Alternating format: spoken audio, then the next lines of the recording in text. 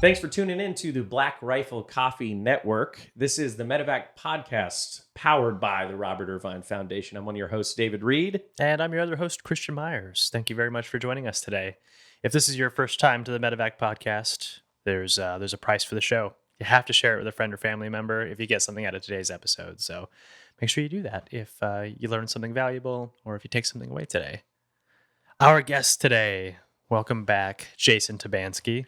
If you guys have not seen Jason's first episode, we cover his injury pretty in depth and what it's like to live with the current adaptations that you've got now. Yep. And then we've got you back on to discuss what you've been doing since. Yeah, so, absolutely. We're going to go ahead and make sure that we put the first episode in our little link there so that you could check it out if you haven't heard it yet. His story is incredible. We're so excited to have you on again, bro. Man, I'm stoked. Thanks for having me back. Yeah. It's awesome. Been looking forward to this. Of course. We had to do a little rearranging to get you into the studio, but it's cozy. It is Again, cozy. That's been my word of the day. Cozy. It's nice. It's nice and it's not cramped. It's more personal. Yeah, it's pretty like personable. Yeah, it Yeah. kind of locks it in a little bit more. yeah, it's a little more casual, a little more comfortable. I'm all about it. So I just want to inform the audience real quick, a little brief recap of your service and injury. Yep. And then we'll be diving into some of the things that you've been doing now and some exciting new mobility device that you got here. I'm excited to talk about that one. Ooh. So yeah, let's hear a little bit about that recap. Yep. So just like we talked about last time, my injury was really, really weird. It was kind of a freak thing, kind of like a blessing in disguise. So I was a helicopter flight engineer instructor for the Army.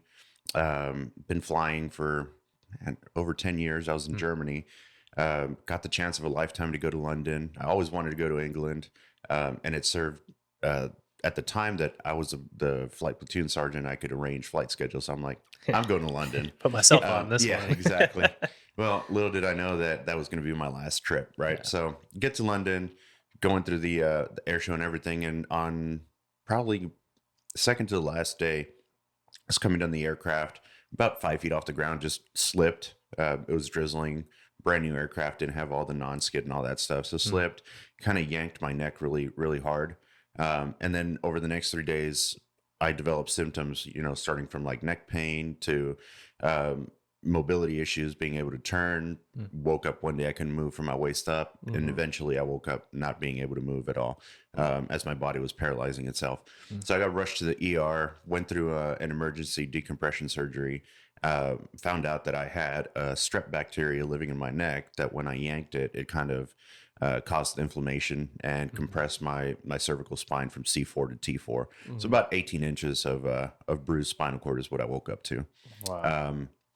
I came out of that. I was pretty upbeat, pretty hopeful. My wife was there with me every day and kind of helped guide me through it. Yeah.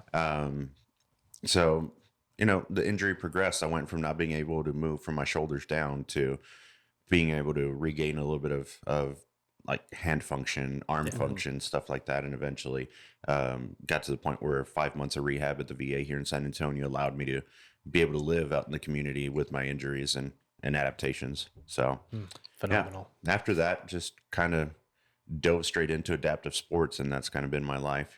I picked up archery, figured out I was pretty decent at it. And Just I was going to, competing on the world stage. Yeah. Then I decided I was going to make a run for it. So talked it over with my wife and decided we're going to dedicate time to it. And again, it just kept progressing, kept getting better.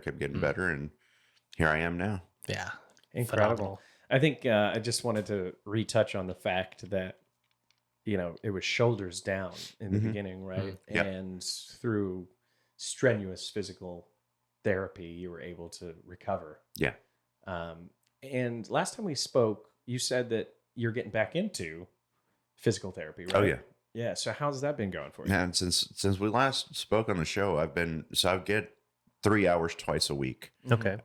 2 hours of neuro rehab, which involves weight bearing, range of motion, assisted standing, things like that, where I've gotten to the point where I can actually get to like a medium sized pull up bar and pull myself to stand off my chair. Okay. Wow. And Nice. that just increases recovery too. There's a lot of things that come with that. You start developing more feeling. For some people, it regenerates nerve growth and stuff like that. Wow. Hitting the rehab hard and then getting PT for an hour after neuro rehab has been really good. Aside from that, I've been going to the gym Monday, Wednesday, and Friday. So Okay. That's incredible, man. been pretty swamped and busy, but it's been good. What have you noticed the difference has been? Just regular overall feeling. Okay. Excuse me. I've developed a little bit more feeling, more surface touch and stuff like that. Okay. Interesting. And some deep like muscle movement. Interesting. When I'm doing the assisted standing stuff, my Okay. trainer would sit there and be like, dude, I can feel your glutes firing. I can feel your quads firing. I can feel this. I can feel that. Oh, That And wow. it's just been- gives me hope, man. Yeah. That, like, Yeah. I mean, it just might be like, force yourself Couple to, years. Yeah. Yeah. Right. Does Yeah. it give you hope? Well, the one thing that gave me hope was when I came out of surgery, my surgeon came over and said, hey, look, this is what you got going on. This is what happened. This is what, 18 inches of bruised spinal cord is no joke. Yeah. And he said, well, check up on you in the next couple of days. And he came back like 2 days later. And by that time I was moving my arm. I was able to like kind of flail a little bit. Okay. And he stepped in the room. He was like, okay, you're going to be all right. There's a chance that you might recover. There's a chance that you might not. He said, I'm just going to let you know that you're probably never going to run a marathon ever again. Sure. But I'm not going to tell you you're never going to walk, and I'm not going to tell you are. Yeah. So he said it takes a lot of time for spinal cords to heal, for nerves to heal if they do regenerate.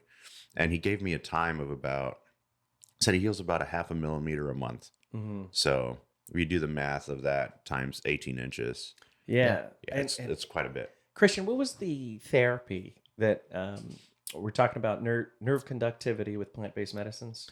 Yeah. Well, I sent you the article actually that dude out in Santa Cruz Yep. who had tried psilocybin, and now Stanford's doing a full study on him because Yeah. he was in the same position you were. He was paralyzed from the sternum down. Yeah. Did a single round of mushrooms basically. Yeah. Well, it wasn't anything therapeutic. His buddy just handed him a bag of mushrooms, but yeah, a few days later he was able to regain feeling in his legs. Now he's walking again. He's going through physical therapy to be able to walk again. And now Stanford's doing a pretty in-depth study on like what exactly is going on. But I've seen a few different reports and a few different articles on psychedelic medicines causing neural regeneration. So like broken nerves that are not speaking to each other start to fire again, start to speak to each other. Seems like there's some promising medicines and studies and multiple different areas that are. I mean, it makes sense too when you think about it. Have you ever read the book The Hidden Life of Trees? It's essentially about fungi being conductivity for plant roots. So it only makes sense that it helps increase the conductivity inside the body as well. Yeah, I mean it makes sense to me, and after doing them, a couple of times, like it makes sense to me as well. Like I understand like that there are positive benefits to things like that, but it's exciting to see that there's there's studies going on currently, not necessarily revolving around psychedelics, but around Regeneration. people with paralysis, like being able to regenerate and the hope to be able to walk again. And I don't know what kind of position that puts you in from a mental standpoint. I know you're a very resilient individual. We've been friends for a couple of years now, and I know nothing's going to stop you, but I'm curious, like for other guys in your position, when a doctor comes in and says that, like, oh, you're going to be fine.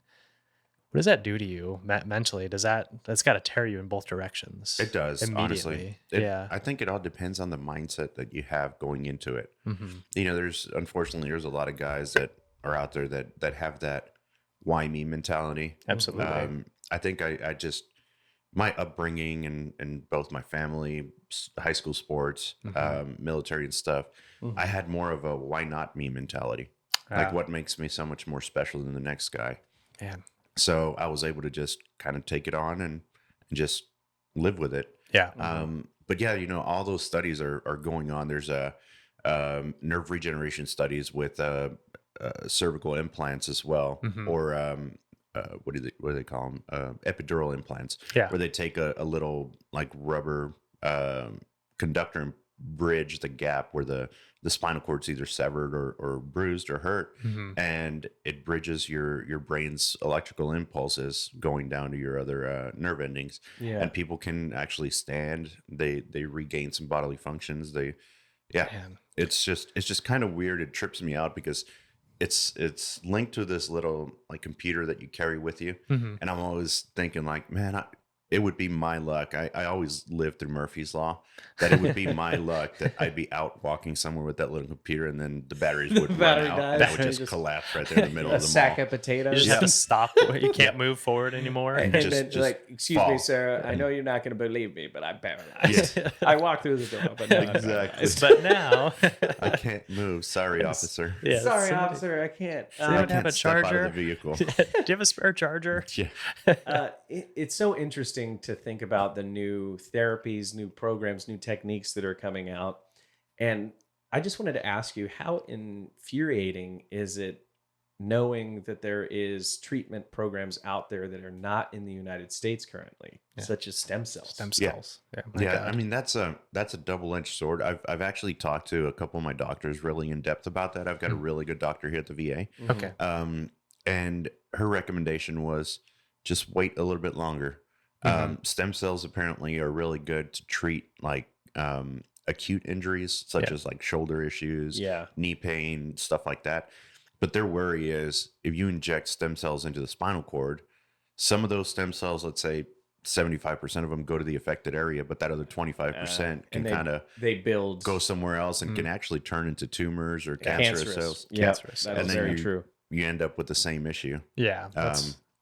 So she just recommended, hey, take some time. You know, there's all these new, like I said, the epidural stuff that's very, very promising. It's coming out.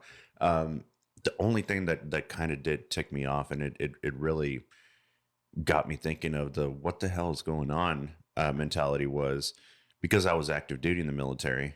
You know, they govern what you do. They kind of limited my rehab. Sure. Where I got hurt in London, then got medevaced over to Germany. They didn't know what to do. Then sent to Walter Reed for 3 weeks, where I laid in bed for 3 weeks because they didn't know what to do. Yeah. They sent me to San Antonio, and I went straight to the VA spinal cord. I didn't touch the CFI, didn't touch any of those other organizations. And that's crucial in the beginning of your therapy. It is, because that's when you experience the most recovery. I mean, I was in London. They were talking about sending me to Stoke Mandeville out in London, which is that's actually where the Paralympics got started. And then they were like, nope, sorry, you're active duty. You're coming back. So that's like the it's just premier like- spinal cord treatment facility, like in the world, right? Yeah. So I think of stuff like that, and I'm like, I wonder if I would have been able to actually be not necessarily walking freely now, but have more function than I do if I would have started my rehab right then and there. Yeah, immediately. But at the same time, I think about it, and I'm like, oh well. Yeah, I can't dwell on it. You can't dwell on it. Let's see what tomorrow brings. I think that's a huge realization, is you can't dwell on it. Yeah. It's just, what can you do now that makes it better? And you're doing it. I mean, there had to be a point, though. I remember in our discussion last time that it's almost defeating. So it's almost like I can't hold off on my entire life to do therapy because it's so time consuming. It is.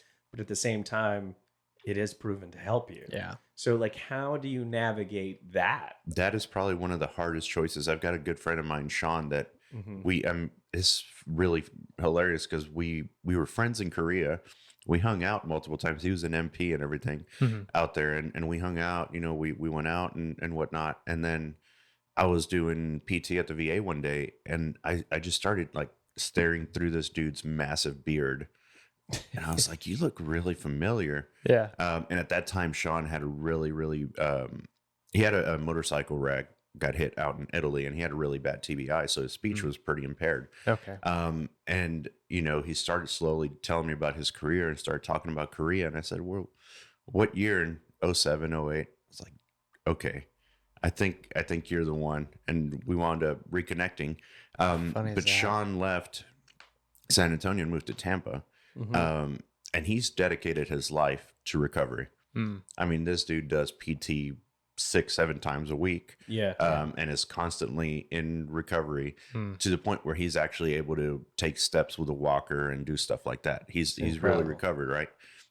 For me, I had to make a tough choice, especially getting into adaptive sports. Yeah. It was, do I enjoy life with some limitations, but still do rehab?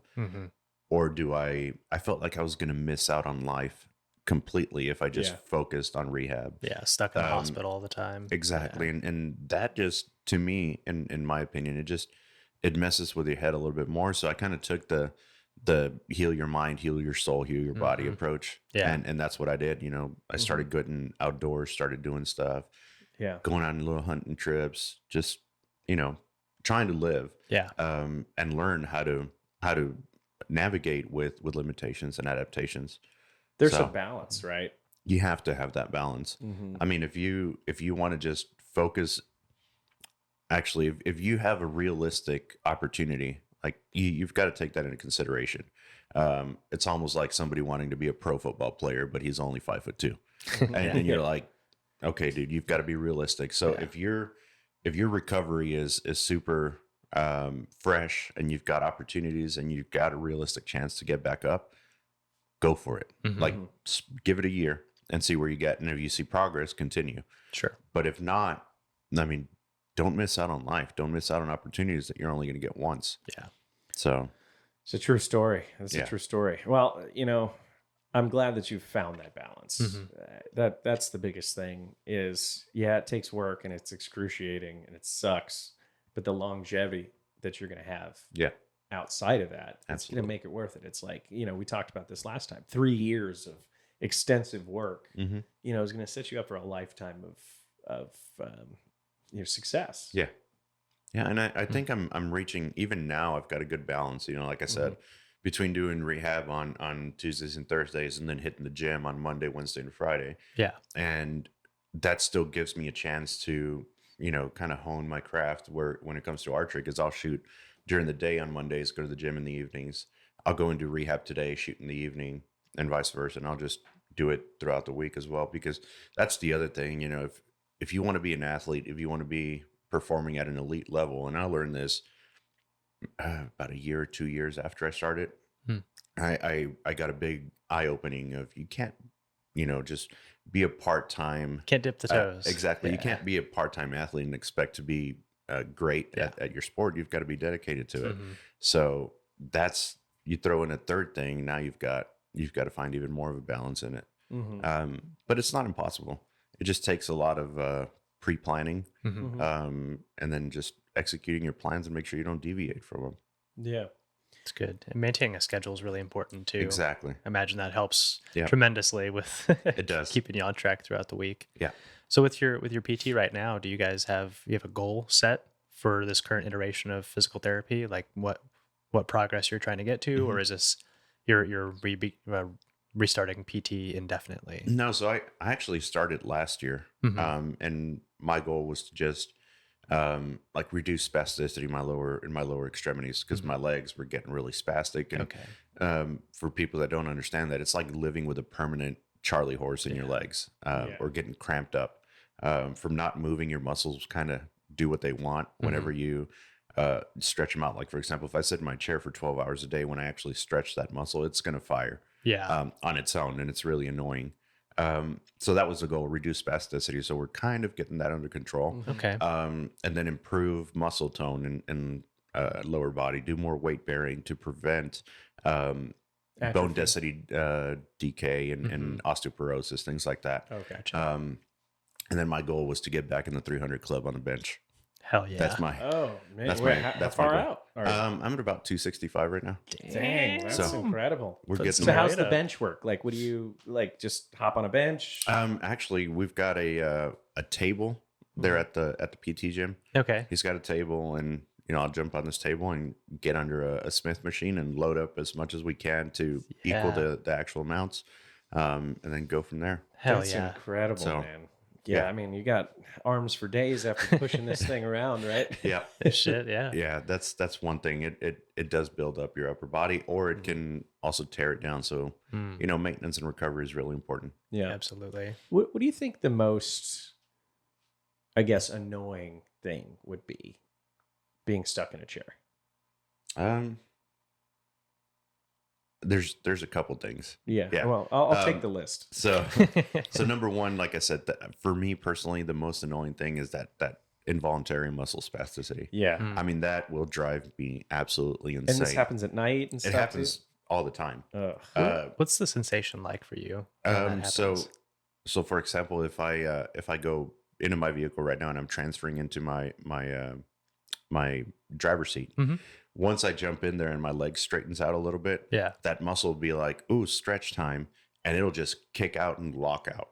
Oh, so it's sitting there locking out and twitching while I'm trying to jump somewhere else, which can lead to falling, or hitting something else. Like there's this big old pull handle on the back seat, and I'll hit that with my shin all the time. Okay, so you bust it open. Yeah, so it can lead to more injuries, and the things that'll stop that is like stimulation of the muscle. Like if you get a Theragun and you do it while it's there. Okay. My quick resort, and people might see me and be like, man, this dude's losing it. It's like you've got to punch that muscle and make it relax. Okay. It's almost like a deep tissue. Exactly. Yeah. So that's really aggravating. The other thing is just getting into places. The limits that you have, like I grew up on the water, really, really love the beach. But getting on the sand and stuff like that is just, it's a pain. Yeah. It's impossible with a normal wheelchair, right? Correct. I mean, And then the other thing was you can't be very spontaneous anymore. You can't just get up and go because you have to plan. Yeah. Like, hey, if I'm going somewhere, is the hotel room going to be okay? Am I going to be able to get around? Interesting. Like a parent, correct. You can't just go out the door. You have to prep all your stuff and make sure that your wheelchair is good. It's accessible there. It's annoying. That's the big thing. Like this last trip that we had last year down to South America, the hotel was beautiful, but the rooms that they had 2 accessible rooms for the whole hotel, and it's a Paralympic event. Oh yeah. So we gave the rooms to the people that needed it more, because we had some guys that had even more impairment than I did. Sure. So the rest of us, we had a regular bathroom that we had to get the doors taken out just to be able to squeeze into the bathroom. Yeah, because they're not poor planning on their part. Yeah. I mean, that's just the way they are. They're not built for it. The showers it was a stand-up shower, but it had a sliding glass door. So once I put my shower chair in, it was hilarious because my wife would have to help me like kind of bridge. I had this long transfer board that we were bridging over, scoot onto there, and then kind of like scoot my feet all the way back, shut the glass, and my knees are pushing against the glass, and I'm just sitting there. It was sketchy, but and what's going on in your head at those times? Because I know what's going on in my head at that point. Like I just frustrated, and like I'm an amputee. I have one leg below the knee missing. You know, it's not paralysis by any capacity, but like showering at hotels, it's extremely inconvenient, and it gets frustrating to me. So like, absolutely, are you feeling that too? Just at first I used to get really frustrated and really upset about it, and then I just developed just ways to get around it. Like Dubai, for example, we had the same issue, and I was like, you know what? I can't get all the way in the shower, but they have drains in the floor. Yeah. So I'll just pull the hose over here and just shower here. Shower in the middle of the bathroom. Yep, exactly. Things like that. So now I've developed a mentality of, I look at it as a challenge. Adapt it. Yeah. And how can I, adaptability. Yep. How can I beat this challenge and then pass on the knowledge to someone else? Yeah. And do you typically share these planners? Oh yeah. Yeah. We all talk. I mean, we'll go upstairs, check out the rooms, and then come back down and kind of have like a team meeting and, hey, how's your shower? No, mine is good, and this and this. How are you going to get in? Well, I'm going to get in this way. I mean, we had guys that were showering on those plastic patio chairs. Oh yeah, just the regular plastic chairs, and they're like jumping, scooting, and getting in there. And that's the most dangerous part for me. Like, oh yeah, like most of the time when I travel on a quick weekend or anything, I don't bring a shower leg because you'd have to check a bag, and it's just annoying. So most of the time I'm just showering on one leg, in the hotel, and it's just so dangerous. Yeah, you slip and fall, and You're done. Yeah, what are you gonna do? The goddamn hotel shower took me out after all this. And if you fall off the chair, you're just like a sack of potatoes there. It's happened. It's happened to me before in a hotel where I just ate shit off of my shower chair, and we had to call paramedics to come get me up and then take me to the hospital to get an X-ray to make sure I didn't break anything. Yeah. Yeah. Fuck. But after that, we developed the plan of, okay, this is how you ate shit last time. Let's not do that again. Yeah. Let's change out the equipment. Luckily, the VA here, you get all these horror stories of VAs really bad and whatnot, but the spinal cord unit's been really good. Mm-hmm. They do help you out. Yeah. And if you have equipment that doesn't work for you, they'll get you what you need. It's good. So yeah, it's important. I don't want to move too far ahead real quick. I wanted to touch on something. I don't think we've ever talked about your shower leg before. Yeah. Can you enlighten people with what's a shower leg? Yeah. So obviously you don't want to get all of your equipment wet. Yeah. That's the biggest thing. So I mean, you've got a shock, you've got like a full carbon fiber titanium suspension system on there. And it can get wet. So most of the legs that you get issued to you, are totally fine to get wet. But then you have the sleeve and everything that gets wet. So and if you're going into the ocean, salt water is very corrosive. So having a dedicated water leg that is designed for being in the water, saltwater, stuff like that. So that's kind of, but I never use one unless I'm home. Yeah. I do have this one that's really cool that it's a travel shower leg, and it's a pirate leg. All it has is like a built-in crutch bottom on the bottom. And if I wore, my hat and huge trench coat, I'd be a pirate. Yar. You go. I mean, even you have the same issues that I do. Like I have to bring different chairs sometimes for different things.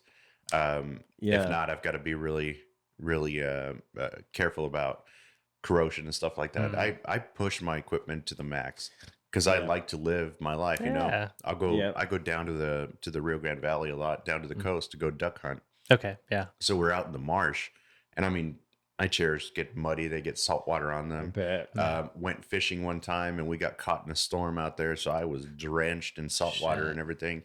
And I forgot to hose down. I was so miserable by the time I came back that I forgot to hose down my chair right away. I went out like 2 days later and everything is just rusted. My wheels will pop out because they're rusted in there. So it's so bad. Salt. It's so bad. And it, the steel bolts that they use. So like your whole leg's carbon fiber, most of your stuff, but the bolts are steel and those just they will go corrode immediately. You get about an hour. Yeah. And the bolts are keeping it on. So like I've been in a situation before where I'm not doing proper maintenance, and with my water leg, and then boom, lo and behold, it snaps. Yeah. Shit. Yeah. And it's like they don't even just the small stuff. It's like they don't add the little preventative stuff to it, like just a little anti-seize or a little lube or something like that. Like I was traveling last year and I tightened up my side guards on my chair. I tightened them all the way so that they wouldn't pop out on the plane whenever the chair got stored. Well, by the time we got to PA, the humidity and everything had gotten to the bolts. Dude, I broke like 2 or 3 Allen wrenches trying to get it undone. I couldn't do it, so I had to come home, take a Dremel to it. Oh, damn. And then I was able to pop it off. But yeah, you've got to be really careful with maintaining your equipment, which is just especially traveling. Yeah. Traveling is so hard because you don't have access anymore. No spares. No. Yeah, nothing. Unless you want to travel with a whole bunch extra shit. And who wants to do that? Like, you want to bring a whole second wheelchair? No. I mean, when I travel, I've already got a boat case. Yeah. My shower chair in a small bag. I've got my suitcase for all my clothes and everything. Yeah. And then sometimes I have to take a medical bag with all the supplies and everything that I might need for when I'm out there. Yeah. So that's 4 bags already. And you're like, come on. Do I want to add another chair to this? Do I want to add another leg to this? Yeah. So, like, did they give you shit for checking in all this stuff? Did they make you pay for it all? Or actually, the airlines are really cool about it. You say medical devices, and usually anything that's medical flies so, free. Good. Like, that's hit or miss for me.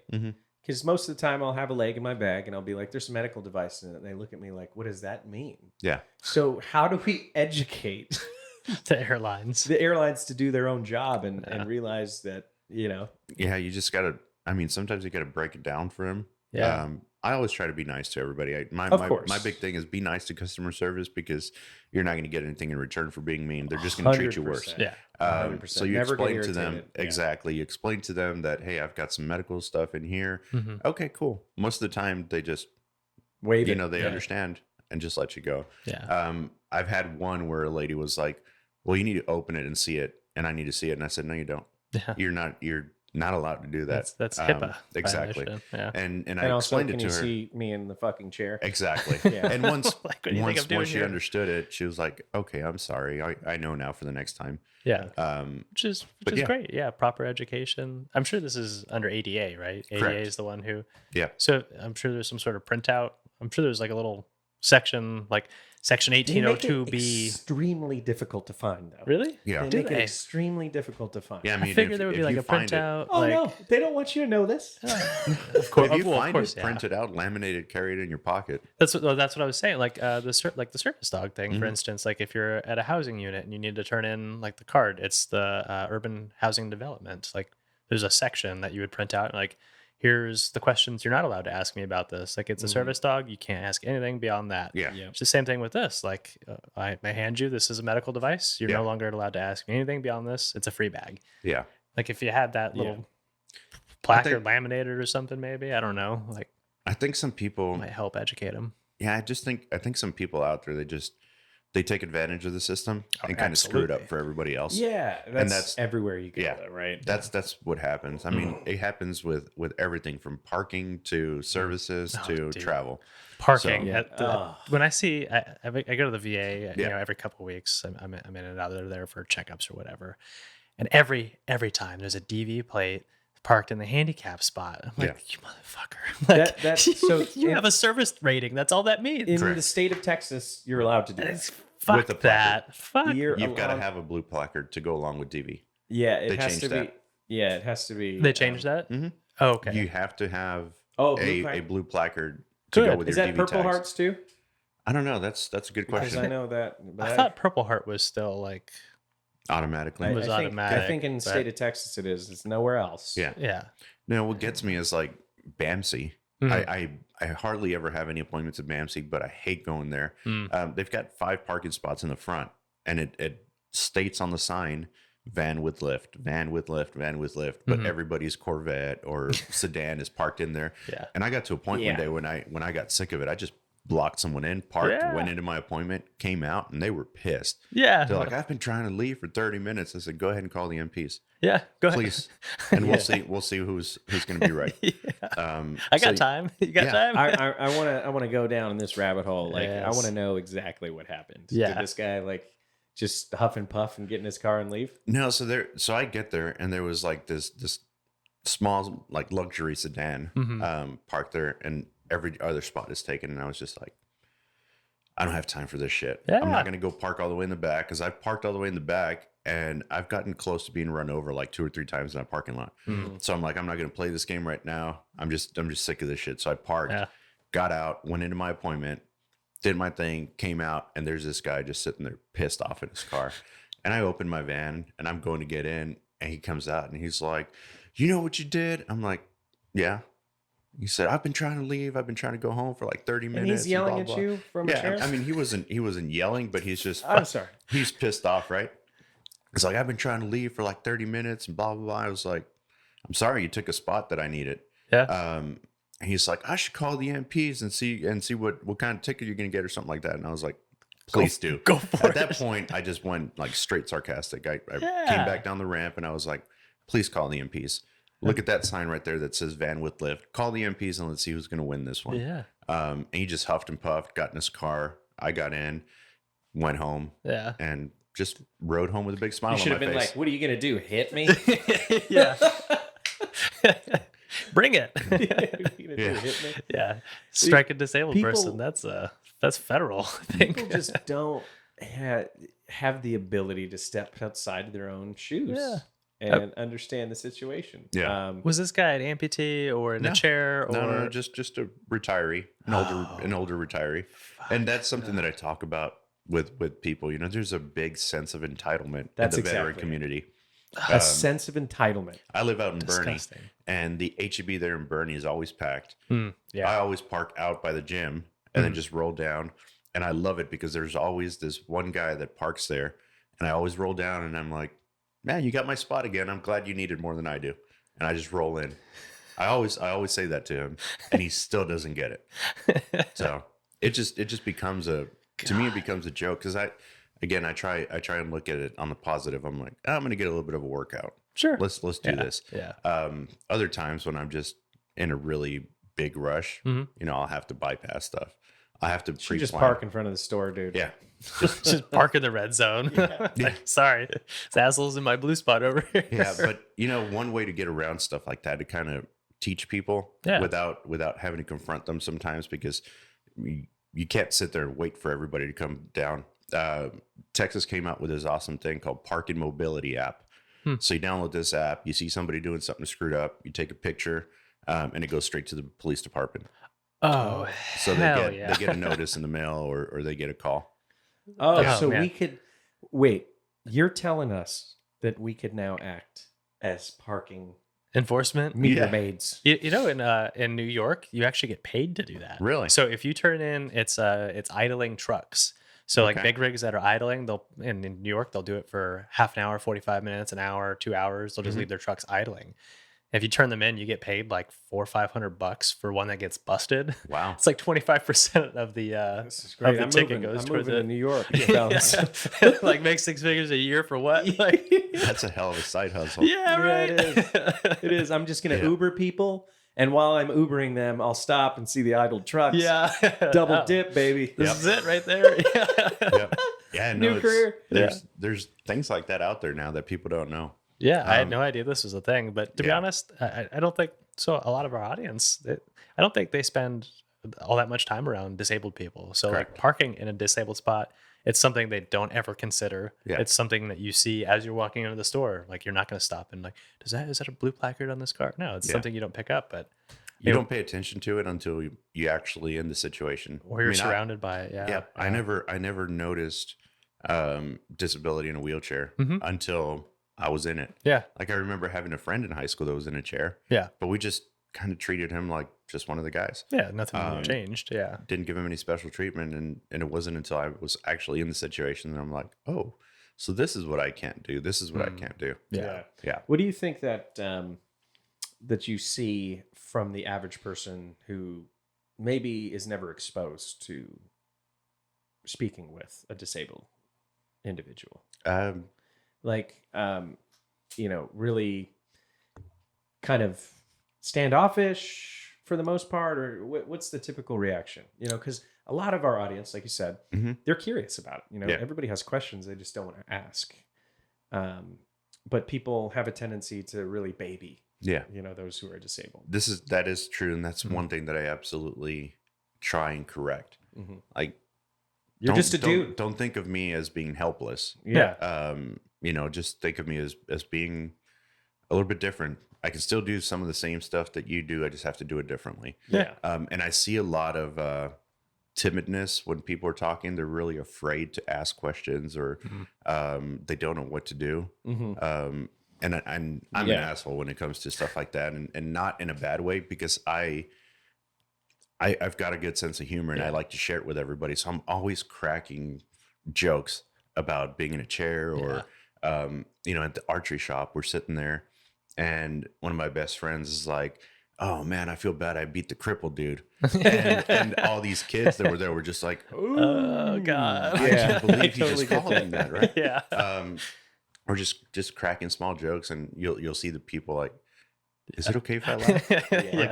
They pause for a second. What are some like don'ts? Like what are some things that definitely irk you? Like because there is a fine line between being comfortable and being too comfortable. Yeah. Right? Yeah. Like I had this one guy at the gym. I love this story. Like I just he's an acquaintance at best. And he came up to me and he's in this group of people and he's like, "What's up, peg leg?" And at that time, this was like newer into my recovery a little bit, walking around, and I was like, what the fuck did you just call me? Yeah. No, it just catches you. Sometimes you're just not in the mood. You might be having a bad day or something. True story. I think I didn't really notice this until I started shooting with the team, and my teammate Leah Coriel, she kind of opened my eyes to this. Dude, do not fucking pet me. That is the one thing that I absolutely pet you. Yeah, like somebody will come up and they'll like pat you in the back or rub your back, what? Or like tap your head, like tap your head. Oh my God, I'm so sorry, or something. Like, don't pet me. And this is weird. Already, to put it in perspective for the audience too, like you're already below eye level. Correct. Yeah. And that is it just seems wrong to me. Yeah. Like doubly demeaning. Yeah. Yeah. It's just, that's odd. I don't know. I hate that. I feel exactly how you feel is when people feel bad. Yeah. I got that at first a lot, and that's all I saw. All I saw was people staring at me, not having a leg, especially when I was on crutches or in a wheelchair still. And it like sucks. And that's what's so great about the therapies that you're doing now is to build that confidence, going to the gym, benching 300 pounds. Like, hey, dude, the gym don't worry about me, brother. If you could outbench me. The gym was fantastic. I go to 2 gyms in Bernie, 24/7 Fitness and Planet Fitness. And Planet Fitness, when I first started going in there, I think I was like the first dude in a wheelchair to go there. And I would get all these stares like, what's he going to do? What's he going to like? What? So I just go to the back, go to the cable machines and just start lifting. And I remember there's a lot of high school kids that go there and work out. And they were just kind of looking at me like, he's not going to do anything or whatnot. So I'm just sitting there warming up. And then I'll take the pin and put it at the bottom of the stack and just start lifting the whole stack. And they're like, oh shit. Tricep extensions at 180. Exactly. Like, so, things like that. Can you hold my legs while I do this lat pull? And even with them, like the staff there, I'll now they know me that I'll joke. I'll be going out and they're like, man, did you have a good workout? I'm like, yeah, but your treadmill's broken. Like I couldn't get on it. Or the squats. I did leg day today. I can't feel my legs, stuff like that. But as far as the feeling sorry and stuff like that, I get that more from like the older generation. And I give them a free pass for most of the time because they're old. Exactly, because that's what they're used to. From back in the day. Sure. So the majority of the time, I try and look at stuff as like an educational moment, like my chance to teach someone versus try and humiliate someone. So, a lot of people out there are just really angry and they're like, no, I can't believe they did this. I should have yelled at them or didn't. Like, no, just teach them. They'll understand. Sure. Sometimes. So sometimes they'll understand. True. Some people just flat out don't give a shit. And I'll tell you a really funny story once we get into that other part of the interview. And that's about me actually being eye level with somebody now. Yeah. Oh yeah. So that's a great segue and smooth transition. A really good transition. to switch over. So let's talk about that real quick. The Robert Irvine Foundation, provides these mobility devices called the Mobius iBot. That goes up and down stairs. Could traverse sand and other off-road terrains of various sorts. Oh yeah. And the most important factor of this thing is that it goes to eye level now. It does. So it stands up about 6 feet tall. And you are just the new recipient to one of these things. And you just got it in when? I picked it up November. Nice. November. Yeah. Nice. So let's talk about that. Let's talk about how it increased some of your independence, your ability to hit different areas now. Like you said, the beach was something you didn't have access to. With this chair, it makes it easy. Yeah. So, you hear a lot of people use the word life-changing and, this is life-changing. But this thing, it really is 100%. I picked it up here at the VA, did like 2 or 3 days of training. And the first thing that I noticed was it was like learning a whole new aircraft pretty much. Yeah. Because there is so much technology in this thing. It's mind blowing. I mean, I carry the manual in the vehicle with me so I can look it over every once in a while and just make sure that I'm 100% versed on my equipment. Yeah, using all the features too. Exactly. Yeah. Or troubleshooting if something were to happen. So I did my training the first day. I went in there and it was more of a fitting. Let's get this fitted. Let's show you the basics. Do the center of gravity adjustment. And then he showed me how to take it from like ground level to 4-wheel drive, which pops up off the ground to 4-wheel drive, and then take it into 2-wheel mode or balance mode is what it's called. Yeah. And that is one of the freakiest, most uneasy feelings in the world, because you're sitting in this chair and then all of a sudden it just leans you back and then brings you forward and you're up. You just went from being down here to seeing everybody eye level. Yeah. And you're going through it and your body feels it and you're like, there's no way that this thing's going to balance. I'm going to fall. Yeah. I'm definitely going to fall. Nope.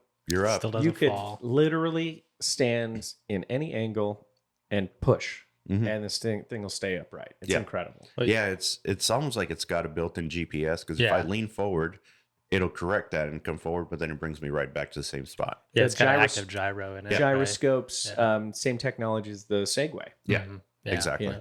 So it's pretty incredible, what it's able to do. Have you taken it up and down stairs yet? So I had to do the stairs in order to get certified and take it home. Okay.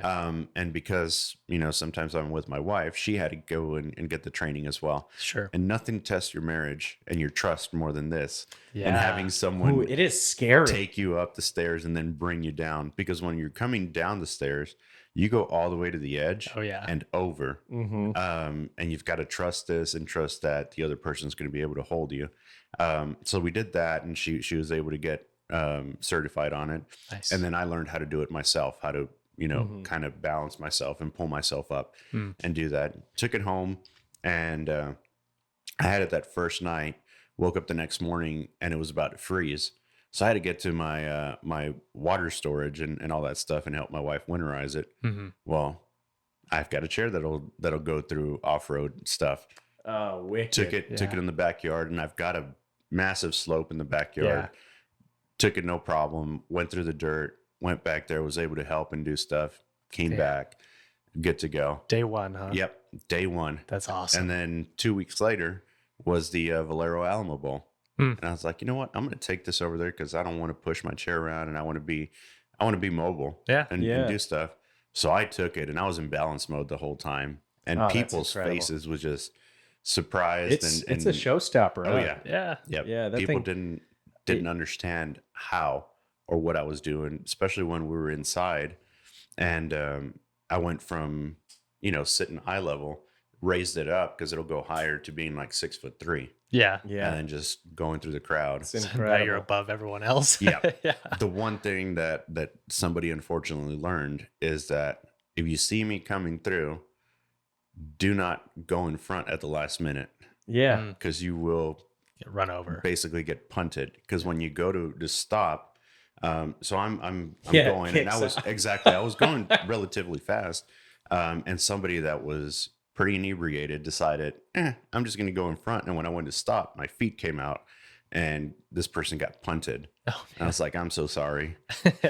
I mean, Oh well, Sorry do for that you. again. Yeah. yeah. Well, pay attention to where you're going. Yeah. It's really incredible. I did when we first started this program at the foundation.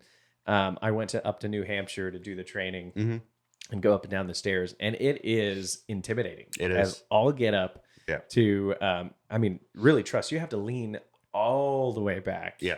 And those wheels kind of articulate. Yeah. You're able to get to the bottom of that. But I think the selling point is going to 6 feet and taking away that ability to rub your back and rub your head. Exactly. No more. They have to reach up now and pat you on the head. Don't pat but that's Not fine happening. because now you got big beef bench press over here. I'm 6'3" and I bench 300. Yeah. What's up? That's the plan. Yeah. No, it's really, like I said, it's really life changing. Just being able to do stuff even around the neighborhood. Yeah. My wife and I she went for a walk and wanted me to come with her. Went for a little 3-mile stroll. Yeah.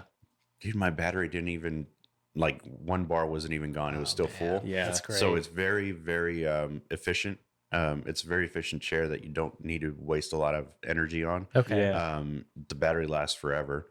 And I took it out there. I was just in 4-wheel drive mode. And what 4-wheel drive does is your seat will stay level regardless of the angle you're in. Mm. Pretty. So we're going down this pretty steep hill, and my seat's just level. just so you're riding not, it down. you're not at that 30-degree. So you're not putting stress on the chair exactly anymore. And it's got some get up too. It'll move. Okay. What's really great too is and I'd like to ask this question is, what's the difference between the VA and other nonprofits that are helping? And I'll kind of preface this with we have another recipient, Chris Kaeg. He does a lot of work with us at the foundation that is the same as you, in that he is active as all get up. And this guy, literally, he told me the other day, he's like, hey man, this happened a few months ago. He's like, the chair is really busted up. It's I've been riding it into the dirt. And I was like, absolutely, we'll get it fixed. We got it shipped over and fixed and stuff. And he comes to this event and he's like, hey man, I got to be honest with you. He's like, I jumped this thing off a curb.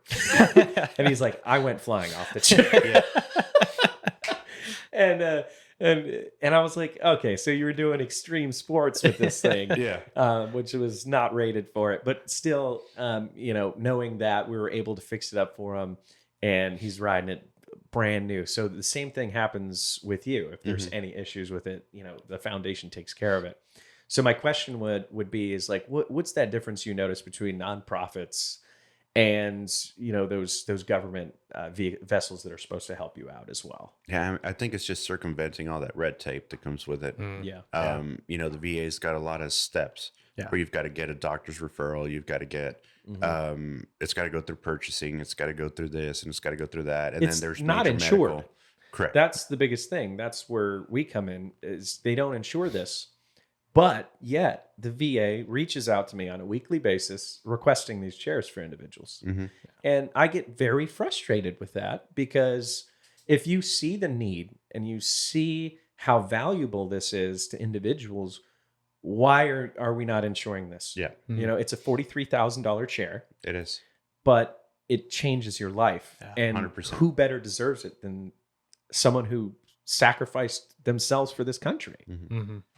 Yeah, it's aggravating at times, because it makes you feel like these people act like it's coming out of their pocket. Yeah. Yes. And that's the big And they thing. take credit for it too, by the way. Oh, absolutely. The VA, every VA thing that we get, they're like, yeah, we've awarded this chair. Yeah. And it's like, no, it's not. haven't. It's from the Robert Irvine Foundation.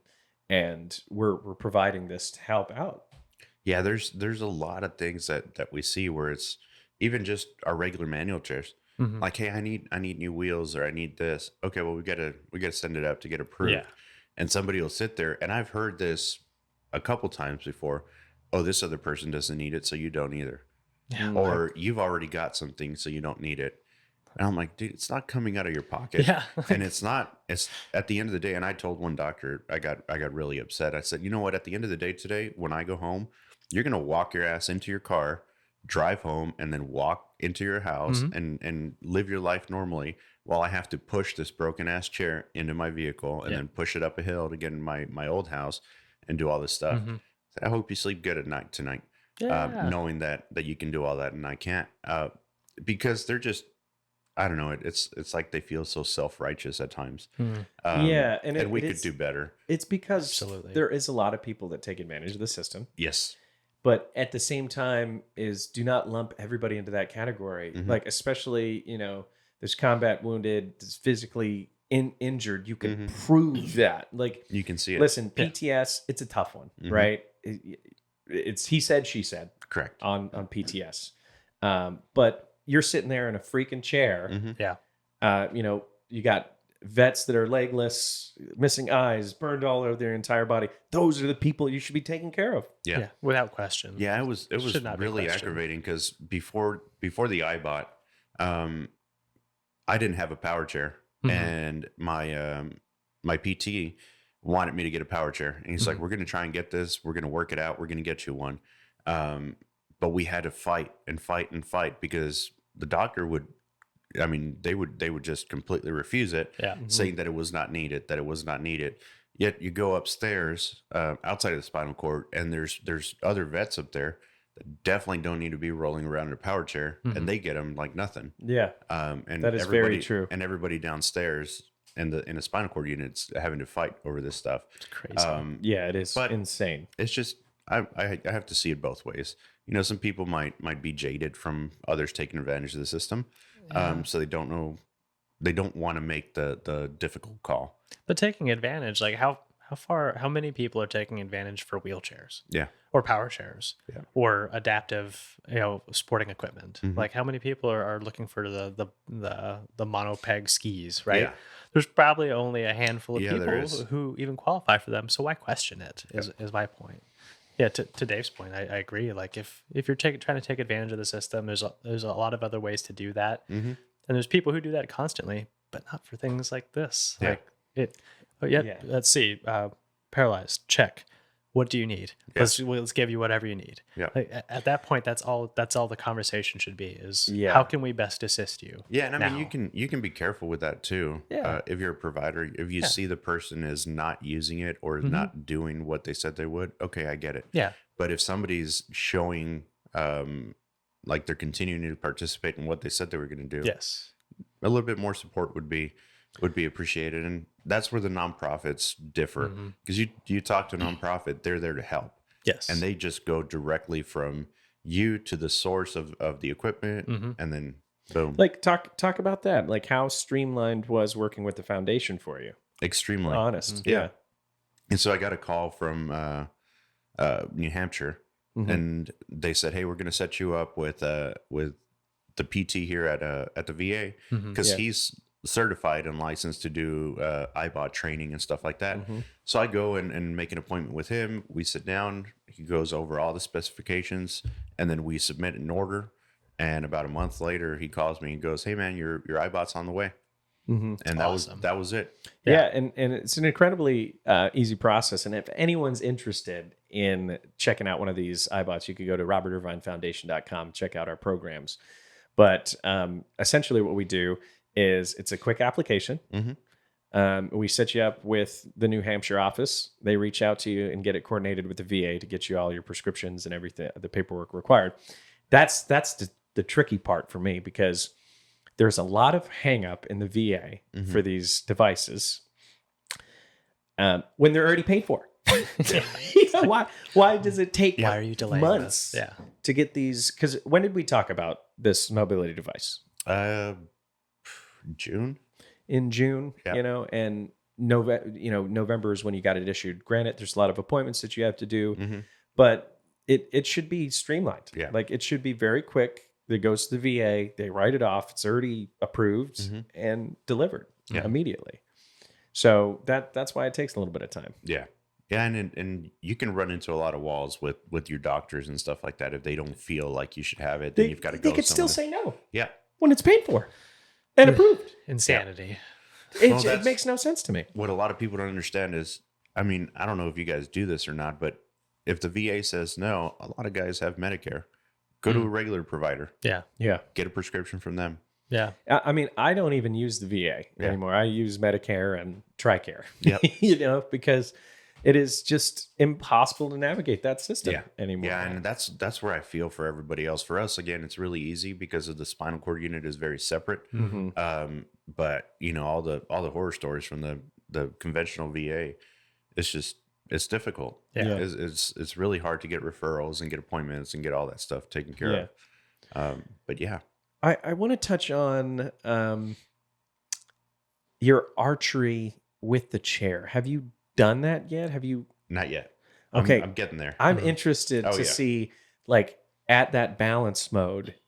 So that will not happen. It won't happen because of the sway. It'll be moving forward. Yeah, Okay. it'll be constantly moving. You got to try it at least once. I want a video of it. Oh, you have, Yeah. and it was not. No.